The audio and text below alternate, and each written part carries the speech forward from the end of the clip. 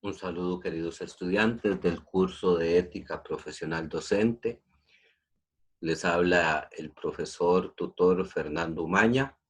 Vamos a dar continuidad a la segunda parte de esta tutoría que tiene que ver con lo que se refiere a la educación como motor de la sociabilización y también la segunda y última parte que serían las teorías éticas.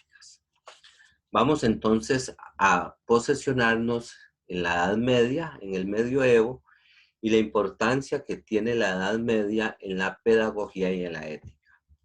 Para ubicar a la Edad Media vamos a decir que abarca del año 476 después de Cristo hasta el siglo XV. Esta es la época en que nosotros vamos a delimitar a la Edad Media. Una de las características que tiene la Edad Media es la expansión de la cristiandad.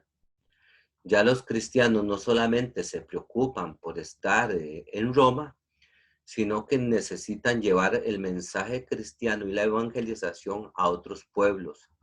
Y estando en esos otros pueblos, van a recibir diferentes culturas que les va a servir de insumo para ir modificando o construyendo una idea más maciza de su teología y de su pensamiento cristiano. Vamos a tener, como dice aquí la diapositiva, la idea que tienen ellos de un Dios abstracto. Un Dios abstracto que la única forma de acercarse a Él es a través de la vivencia, de lo vivencial. Y por eso es que se preocupan en esta época de que haya una transmisión oral, es decir, que las personas comuniquen a Dios a través del mensaje oral, de las predicaciones, para que los que no son cristianos se puedan convencer y darle una adhesión a Dios. Pero para que esta tradición oral no se pierda, más adelante se elabora literariamente para que tenga una mejor difusión. Decimos también que se sientan las bases con los padres de la iglesia del periodo patrístico. Este periodo patrístico significa padres de la iglesia, y que los dos exponentes más importantes son San Agustín de Hipona y San Gregorio. San Agustín tiene una particularidad muy interesante, es que une fe y razón. Antiguamente nada más se hablaba sobre la fe. Ahora él quiere que la fe y la razón estén unidas para que las personas puedan hacer adhesión al cristianismo también de forma racional, ya no solamente por un acto emotivo o por una mera adhesión, sino que les sirva el aspecto racional para darse cuenta que es la mejor forma de seguir a Dios.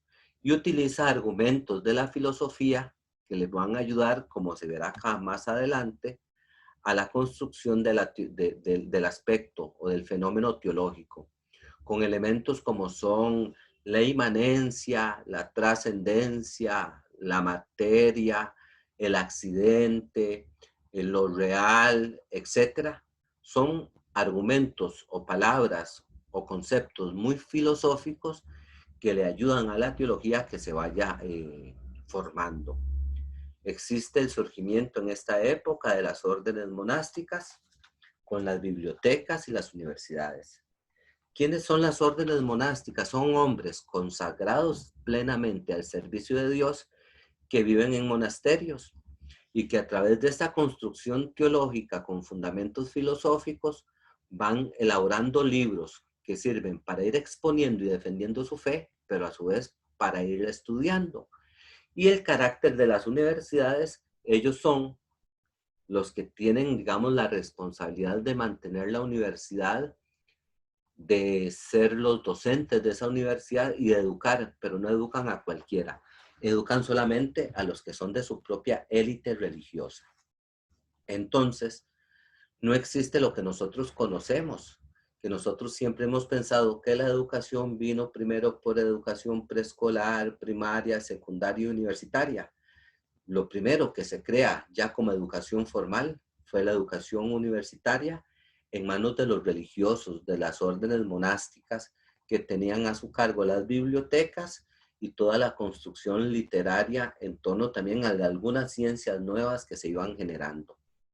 Lo pedagógico y lo ético responden a lo mismo, es decir, lo espiritual y al estudio constante. Recordemos que lo ético es la búsqueda de la felicidad, de lo bueno y de lo justo. Para ellos, lo bueno, lo justo y lo que produce felicidad es lo espiritual y estar en estudio constante. Se consolida entonces en esta época las concepciones teológicas y filosóficas de la cristiandad. Las universidades en esta época, como mencioné, están en manos de pequeñas élites religiosas, de intelectuales. Funcionan solo para una pequeña élite masculina. Aquí la figura femenina no se ve ni está tampoco invitada a participar de la vida universitaria, sino que solamente es la vida masculina y vinculada a lo monástico, a la vida religiosa y al servicio a Dios. Las universidades fueron un caldo de cultivo pedagógico y fueron centros no solamente de estudio, sino de crítica y de burla al sistema que se estaba viviendo en ese momento y que pedía una mejora. En la Edad Media surgen los gremios y son tres grandes gremios que se pueden demarcar muy bien en esta época: los oratores, los bellatores y los laboratores. Aquí a mano derecha vamos a observar la lámina que les pongo, ¿verdad? Cómo los bellatores, que eran soldados, correcto, eran soldados, su misión era defender a los oradores cuando iban a comunicar el mensaje cristiano a otros pueblos. ¿Cuál era la función de los oradores? La función era rogar para que a los bellatores les fuera bien en la defensa que tenían en los pueblos y en la incursión que hacían en los pueblos. Esto era lo que se llamaban las famosas guerras santas, en donde entraban y podían someter a las personas y casi obligarlas a aceptar la fe. Y los laboratorios eran los que trabajaban la tierra y producían el material económico para la subsistencia de los oradores y de los bellatores. Vamos a hablar también que en la Edad Media, en el siglo precisamente VII, surge el Islam y se fundamenta en el Corán enseñado por Mahoma. Se fusiona la política, la religión y la cultura. El Islam es una religión monoteísta, es decir, se cree en un solo Dios. Tienen un enfoque de ver el mundo no solo desde el punto de vista religioso, sino también ver el mundo desde lo político. El mundo debe ser transformado por Dios en lo religioso y la obligación de ellos es que haya una transformación política. El Corán, que es el libro sagrado de ellos, fue inspirado en las ideas religiosas de Abraham. El Corán fue escrito en árabe, por lo tanto se necesitaba estudiar árabe para poder entender y leer el Corán. El Islam nace sin Estado, ella misma es una estructura política con instituciones y con una cultura propia. En lo educativo, el Islam defiende lo que en otros pueblos y culturas también se defendía, era el valor de la familia, ya que la familia era la portadora de las creencias y de las tradiciones. Para una persona que sigue el Islam, era muy importante someterse a Alá. Alá es Dios, a las decisiones de Dios y a lo que Dios quería que se hiciera para la construcción de una mejor vida y de una mejor sociedad. Y también para el islamismo es muy interesante la figura del mártir.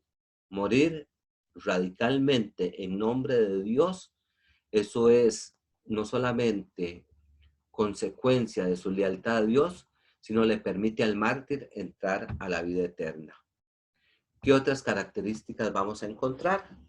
El surgimiento del siglo V al siglo XV de la consolidación de la doctrina cristiana, que se puede identificar en dos grandes etapas: la Alta Edad Media y la Baja Edad Media.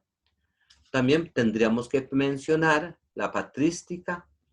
Surgen los padres de la Iglesia latina y griega, quienes estructuran los principales dogmas cristianos. ¿Qué es un dogma cristiano? Un dogma cristiano es una verdad de fe que no se puede refutar. Y estos dogmas cristianos se construyen en base a la argumentación teológica que en esta época se va construyendo muy bien. Se dan los primeros cismas en el cristianismo, personas que no están de acuerdo con la forma de vida de la iglesia, que no está de acuerdo en la monopolización de la educación, que la educación sea monopolizada, que no está de acuerdo en trabajar para mantener a los oradores y a los bellatores, y entonces simplemente se oponen a este sistema saliendo de la visión, de la estructura y del mandato que tiene la iglesia sobre ellos. La escolástica se da el surgimiento de las universidades, la consolidación de las órdenes religiosas y monacales. Y el Islam aporta la traducción de los textos clásicos, la importancia de la investigación científica y de las artes liberales. También hace un fuerte desarrollo en el campo de la medicina y de la matemática. Podríamos decir en resumen que acá en la Edad Media, cristianos, judíos y musulmanes dejaron una herencia cultural para el mundo moderno y contemporáneo en el campo educativo, porque fueron transformando y dando unos nuevos elementos como las universidades, como la biblioteca, como las personas que protestaron, es decir, los famosos cismas dentro del cristianismo y otros elementos que permitieron a las personas tener una visión diferente del mundo, tener un ideal por qué luchar y por qué defender, ya no impuesto solamente por la iglesia, como lo vamos a ver más adelante, sino a partir de sus propios principios. Es por eso que caemos en la época moderna. Y en la época moderna tenemos que decir lo siguiente: es una época donde hay un desarraigo de lo religioso. Si la época medieval estaba fundamentada por la teología, por la influencia de las órdenes monacales y religiosas, es decir, había un teocentrismo, todo estaba basado a Dios, por eso era que la religión influía en todos los ámbitos. En esta época dice que debe haber un desarraigo de lo religioso debe desaparecer un poco para que el sistema político, económico, educativo, social y moral tengan una forma diferente de expresarse. También vamos a decir de esta época que se da una cultura laica. Una cultura laica es todo aquello que sea independiente de la confesión religiosa, que no tenga influencia de lo religioso.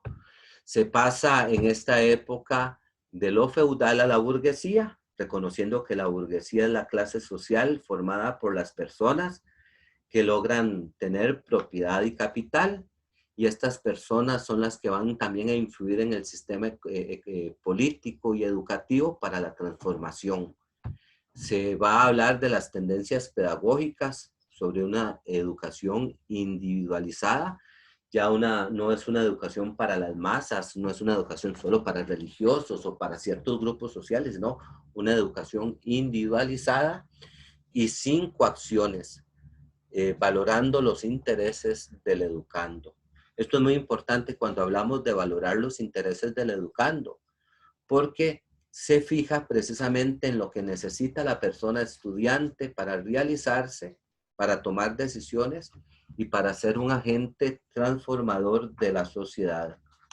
Se habla en esta época de figuras como Erasmo de Rotterdam, Petrarca, Luis Vives, que defienden los intereses del educando, que defienden una educación individualizada.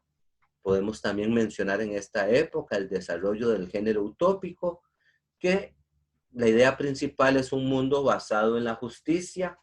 La educación debe ser transformadora para el cambio. La importancia de los conocimientos y de la reflexión moral deben servir para un cambio social.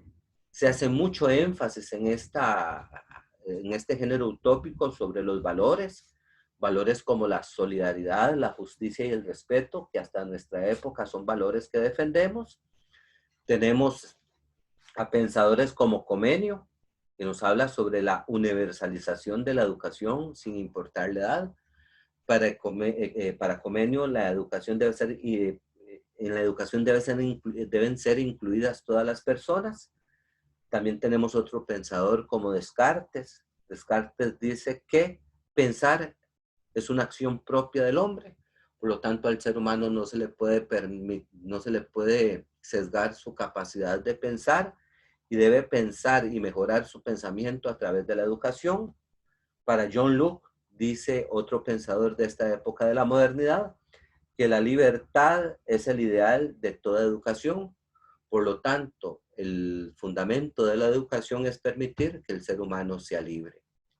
Pensadores burgueses como Rousseau, Pestalozzi, Froebel y Herbart defienden precisamente la figura del educando que sea individualizada y tomando sus intereses.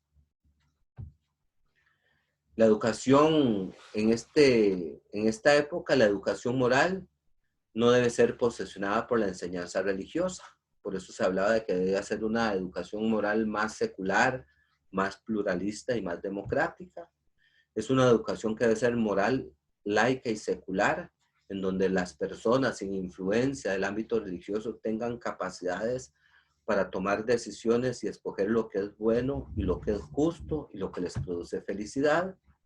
Debe ser una educación pluralista y democrática, en donde haya participación de todos y en donde se respete el pensamiento de los demás y se construya a través del pensamiento de los demás una idea diferente de sociedad y de mundo.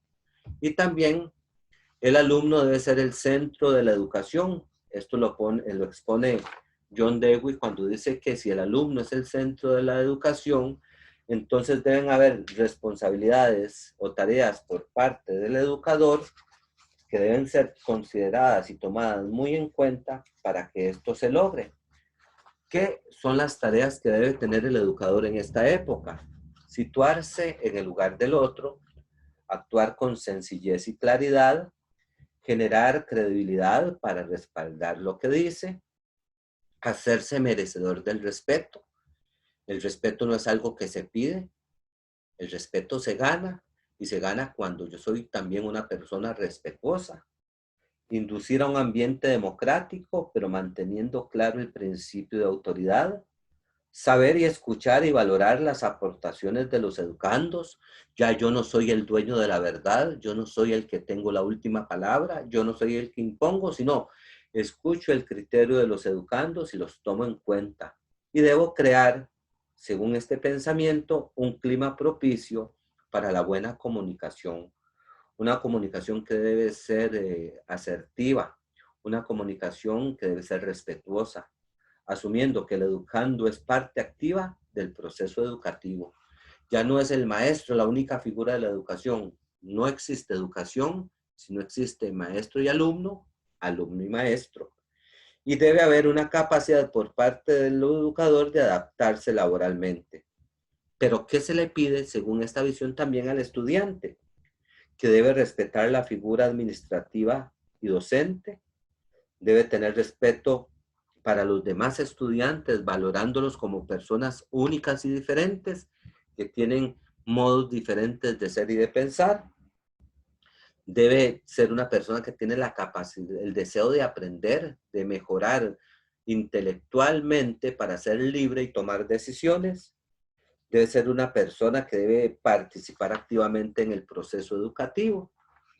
Esto debe llevar tanto a estudiantes y a docentes en esta pedagogía contemporánea a tener ambas características, como son el de escuchar, el de tener autonomía, el de cooperar, el de dialogar, el de tomar decisiones, el de reflexionar, el de surgir, el de lograr que la institución educativa sea una comunidad moral que le permita buscar lo que es bueno, lo que es justo, lo que le produce felicidad, que sean personas capaces de innovar no quedarse anquilosadas con esquemas viejos, arcaicos y antiguos. Deben ser personas que presten un servicio a la comunidad porque se estudia para mejorar como personas y para mejorar el entorno, y debe actuar con amabilidad y con mesura. Eso es lo que vamos a exponer acá.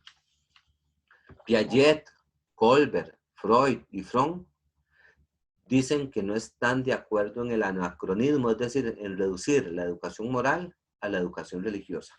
No se puede, según ellos, llevar la educación moral a los antiguos esquemas religiosos de educación, porque la educación moral debe responder a las necesidades de las personas siendo pluralistas y democráticas.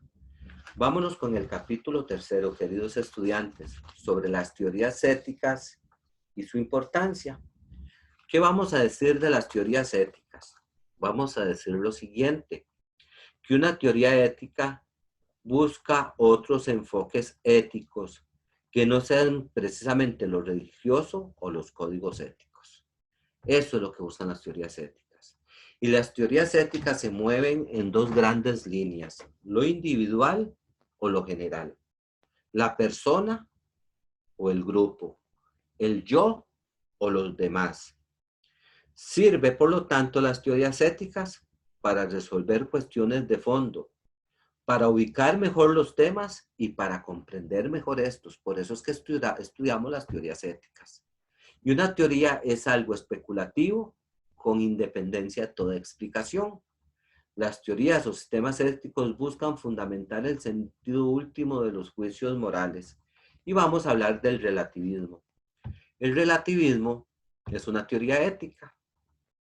El énfasis puede ser lo individual o lo social. Si el énfasis es en lo individual, dice que beneficia de manera inmediata y genera satisfacción interna al individuo. Si el énfasis, desconoce otros marcos teóricos, por lo tanto, no hay un criterio unívoco que deba someterse a los demás, no es una doctrina ni una teoría, sino que aglutina diferentes tendencias. Entonces, el relativismo no es una doctrina ni una teoría, sino que tiene diferentes tendencias que convergen en ella. Decimos también que Aristipo de Cirene es el creador del hedonismo, que el bien superior es el placer y la gratificación del cuerpo vendrá después. Existe, por lo tanto, en el relativismo, lo individual, como dije anteriormente, nadie puede juzgar a otras personas por sus valores diferentes, no hay normas, beneficia de manera inmediata y genera satisfacción solamente de manera individual, y existe lo social, que las creencias morales en una sociedad son válidas dentro de esa cultura, pero no necesitan ser adoptadas por otras. Apela a la tolerancia como criterio moral por excelencia. Entonces, el relativismo social lo que nos dice es que las creencias morales son válidas solamente para este pueblo, en este tiempo determinado y en esta situación determinada. Que para otro pueblo no es válido porque tiene un esquema diferente de pensamiento, una escala diferente de valores para juzgar lo que es bueno, lo que es justo y lo que produce felicidad. Eso es lo que nos habla estas teorías. Hablamos de la deontología. La deontología tiene su base filosófica en Immanuel Kant, y la deontología es los códigos que rigen a los profesionales en su comportamiento. Tienen vinculación jurídica, y por tener vinculación jurídica, la deontología rige el comportamiento de los profesionales. Es de carácter vinculante y obligatorio, no es una opción si lo hago o no lo hago, sino que estoy, según esta visión deontológica, esta teoría ética, a cumplir con lo que se me pide. La acción está sujeta siempre a la norma o al código. ¿Qué es la norma o el código? Son las reglas escritas, y estas reglas establecen principios, normas y sanciones que me permiten no solamente el marco de mis funciones, sino hasta dónde puedo yo llegar. Y si me paso de ahí, ¿qué consecuencias puede traer en mi trabajo, en mi vida profesional? se habla mucho de la lealtad de la profesión. Un profesional tiene que ser una persona leal a su profesión según la deontología. Tiene que ser leal en sus decisiones, en sus pensamientos, en sus esquemas. Tiene que ser leal y tiene que, en esta lealtad, debe decirse por qué elegí esta profesión.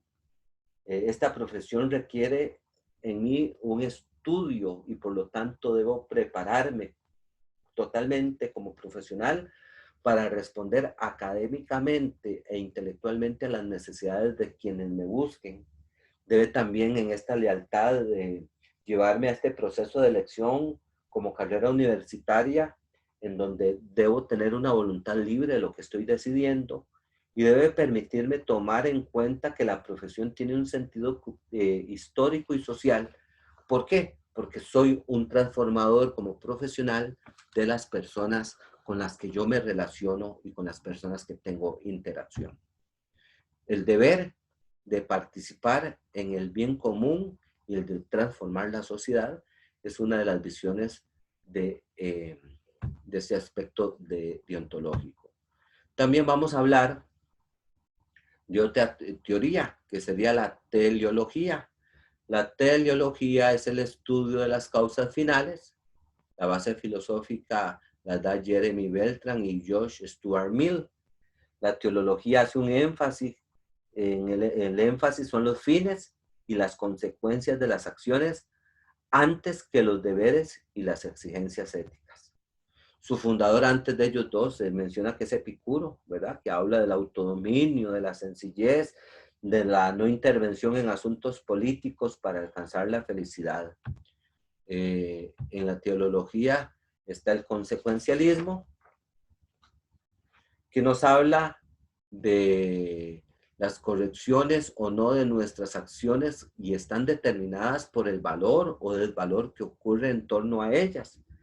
El consecuencialismo juzga si algo es bueno tomando en cuenta las consecuencias. Ese es, digamos, el fundamento ético. Algo es bueno tomando en cuenta las consecuencias. Ejemplo, todos nosotros sabemos que mentir es malo, obvio, ¿verdad? Pero dice el consecuencialismo que si mentir salva la vida de una persona, entonces mentir es bueno. Y nos habla entonces también del utilitarismo, que es la búsqueda del placer y la felicidad. Esta corriente ética expone que lo que es útil es bueno y por lo tanto el valor de la conducta está determinada por el carácter práctico de los resultados. Esto lo expone David Hume. Lo útil es lo que genera placer y satisfacción. En este sentido de utilitarismo, hay una maximización del acto útil. Debo preocuparme por maximizar solo aquello que sea útil y me produzca placer y satisfacción. Se busca considerar los intereses de todos. Es más placentero, dice el utilitarismo, es más placentero que la mayor cantidad de personas tengan placer y satisfacción que buscar el placer y la satisfacción individual. Esto es lo que yo quería exponerles en esta segunda tutoría de ética profesional docente, abarcando el capítulo primero, segundo y tercero. Recomendarles con mucho respeto que lean la unidad didáctica, pronto vendrá ya la prueba escrita, que consulten por favor si tienen dudas a sus tutores, eso es muy importante, y que podamos desde este análisis de estos 3 capítulos ver todo el aspecto que tiene la ética, la moral, la educación y los diferentes escenarios de la ética con sus teorías éticas, en que podamos tener una conciencia de aspectos que nos ayuden no a juzgar, como se diga, o a tomar posiciones, sino a ver el hecho ético desde otra perspectiva para tener un mejor entendimiento del mismo. Un abrazo para todos y para todas y nos encontramos pronto. Muchas gracias.